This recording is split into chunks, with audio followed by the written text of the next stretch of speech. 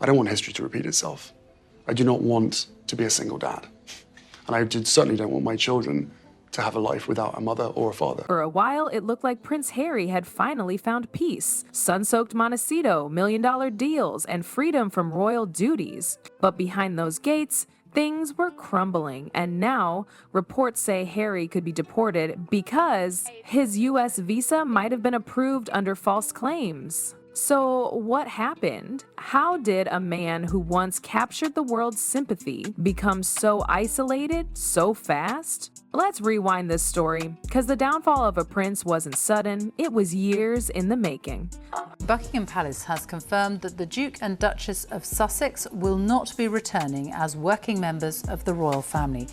Prince Harry and Meghan stepped down from royal duties last year and moved to the United States. So back in early 2020, Prince Harry and Meghan Markle threw everyone for a loop when they decided to step back from their royal duties. They were all about wanting to be financially independent and raise their family away from the crazy media circus, but honestly, things were pretty tense behind the scenes. For the Queen, this wasn't just a personal choice, it was a big deal for the monarchy. Harry wasn't just quitting a job, he was leaving a whole institution that's been around for ages. The palace jumped into action to control the narrative. They held secret meetings, and before long, Buckingham Palace dropped a statement that was super cold and to the point. Harry and Meghan were done with their HRH titles, wouldn't get any public funds, and had to pay back millions for fixing up Frogmore Cottage. The public didn't get the full scoop, but you could definitely feel the tension. While Harry and Meghan were all about peace and privacy, the palace made it clear there were consequences. But for Harry, this was a chance at freedom. No more press briefings or royal rules, just a fresh start with Meghan and their kid in North America. Here's the kicker about leaving the royal life. Just because you ditch the castle doesn't mean the spotlight goes away. Harry thought he was closing a chapter, but the monarchy was just getting started on its own version of the story, and he wasn't the hero in it. After stepping back, Harry and Meghan moved to Montecito, California, and it looked like the perfect life. Celebrity neighbors, ocean views, and space to raise their kids without the paparazzi breathing down their necks. They jumped right into building a new brand. In no time, they scored a multi-million-dollar deal with Netflix to make documentaries and shows. Then they landed another big deal with Spotify to share their voices. On paper, it seemed like a huge win, but things started to crack pretty quickly. The big moment? The Oprah interview in March 2021. Harry and Meghan opened up about their experiences. Meghan talked about feeling silenced and isolated by the royal family, shared her mental health struggles, and made a jaw-dropping claim that someone in the family questioned their baby's skin color. Harry mentioned that his dad stopped taking his calls. The public reaction was all over the place. Some thought they were brave for speaking out, while others saw it as an attack on the monarchy. The British press, of course, jumped to defend the palace. Even in the US, support started to wane. The issue wasn't just what they said, it was how people viewed them. They wanted privacy, but then went for a global tell-all. They stepped back from royal duties, but still used royal connections to build their brand. As time went on, people started wondering, were they trying to escape the crown or just cash in on it? Eventually, Spotify cut ties, saying their work was disappointing. Netflix pushed back some projects. Hollywood support began to fade, and Meghan's public image became a target. I would not have taken this far if I didn't have compelling evidence of facts that reveal why the decision was made. So, then came the memoir. In Spare, which dropped in 2023, Harry really opened up, talking about his childhood struggles, his beef with the press, and his past with drugs. He was honest about using cocaine, weed, and psychedelic mushrooms. It was super raw and emotional. But in the US, it sparked a whole different question. How did he even get a visa? According to U.S. immigration law, admitting to past drug use can totally disqualify someone from getting a visa. And here was Harry, just published a book spilling all the details. Legal experts were all over it. Activist groups started calling for some answers. A conservative think tank even sued the Department of Homeland Security, wanting to know if Harry got any special treatment. The U.S. government pushed back, citing privacy, but the pressure just kept building. Politicians jumped in too. Was the Biden administration looking out for him? Did Harry lie on his visa application? If he had mentioned his substance use, why was he allowed in? If he didn't, could his visa get yanked? For long, Homeland Security confirmed they were looking into it, not just because of the media buzz, but because it was now a legal issue. If he broke the rules, there could be some serious consequences, and the whispers about Harry's status in the U.S. quickly turned into major headlines. In a country that's all about rules, even a prince isn't off the hook. And when the system started digging deeper, the truth was pretty harsh. It all kicked off with rumors, but that didn't last long. After months of legal questions swirling around Harry's visa, the final word came down: it was revoked. Just like that, quietly, he was told he had to leave the US. This wasn't just a minor issue. It meant Harry couldn't stay in the place he'd called home for years. Montecito, the mansion, the whole American dream, gone, and things just kept getting worse.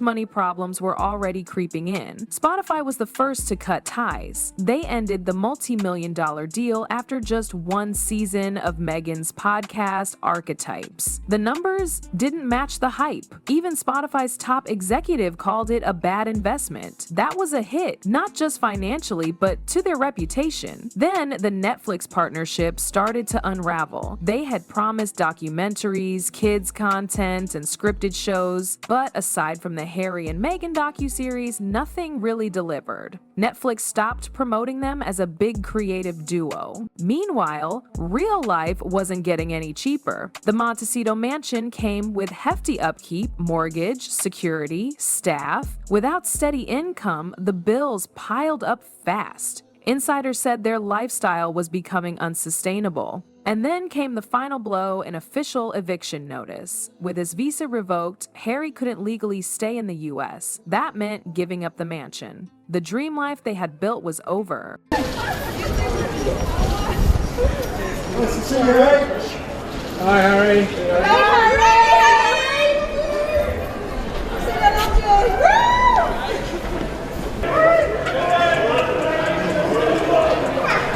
When Harry hopped off the plane in Britain, it didn't feel like a royal homecoming at all. It was more like crashing a party nobody invited him to. There were no guards, no cameras ready to snap his arrival, and definitely no warm hugs from family. Just a whole lot of silence. He tried to reach out, but King Charles was too busy to meet up, and Prince William didn't even bother to reply. Their relationship, which had been rocky for years, had clearly hit a breaking point. And Frogmore Cottage? Yeah, that was no longer his. The Crown took it back and gave it to someone else. Harry didn't have a place to crash in the UK anymore. Even his military titles were stripped away. Everything that connected him to his old life, gone. The public wasn't feeling sorry for him either. British opinions had flipped. Where he used to be seen as the rebellious royal, now folks thought he'd burned too many bridges. He wasn't coming home. He was stepping into a country that had moved on without him. He thought he could come back if it ever came to this, but the home he remembered? It was history. Meanwhile, back in California, Meghan stayed put. While Harry was dealing with legal messes, money issues, and a chilly welcome back to Britain, she kept quiet. No public statements, no airport run-ins, no emotional reunions, just silence. And that silence said a lot. Tabloids and fans started to wonder, was the marriage on the rocks? Had Meghan pulled away to protect her brand? Was this just a break or the start of something bigger? It wasn't just rumors. The signs were pretty clear. Her solo public appearances got more polished and curated. She was reconnecting with Hollywood, diving into new business ventures, and working on her own image separate from Harry. While some thought she was just trying to keep things low-key, others saw it as her abandoning him. In Harry's toughest moment, losing his home, his status, and his place in 2 countries, his partner wasn't there. The question hung in the air. Was Meghan gearing up for a new chapter without him, or was she just waiting for the storm to blow over? When the spotlight dims and the consequences hit hard, that's when you really see who's got your back. And for Harry, that realization might be pretty tough to swallow. Prince Harry, thank you for speaking with the BBC just as the court decision is out, which obviously didn't go in your favor. I want to start by asking what this means now for your family. Will you no longer take your children back to the UK?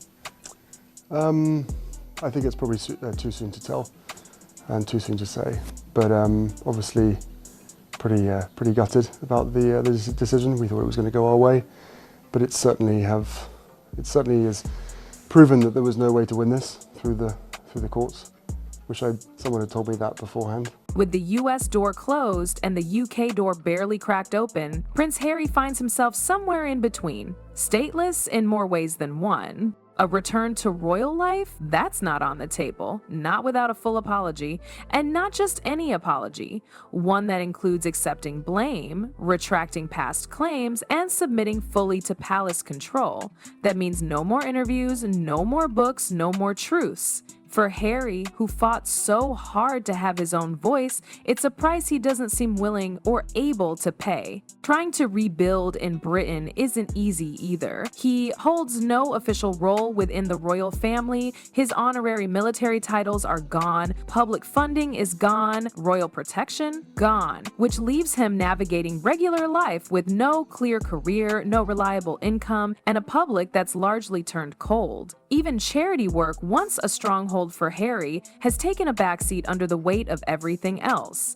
And so begins another reinvention. But this time, without the titles, the platform, or the global spotlight he once stood in. It's unclear what he has left to build from. Public perception is mixed, but leaning toward unforgiving. Some view him as a man who stood for love and independence. Others see a privileged figure who fumbled every advantage he had. And with both the US and UK media painting conflicting pictures, Harry's image hangs in limbo, somewhere between misunderstood and miscalculated. He's no longer a working royal, no longer a Hollywood player, and no longer protected by the power of either institution. He's just Harry. He gave up the crown for freedom, but in the end lost both. Now the question isn't where Harry will go next, it's who he'll be when he gets there. Well, what's your take on this? Let me know your thoughts in the comments, and don't forget to subscribe this channel for more updates.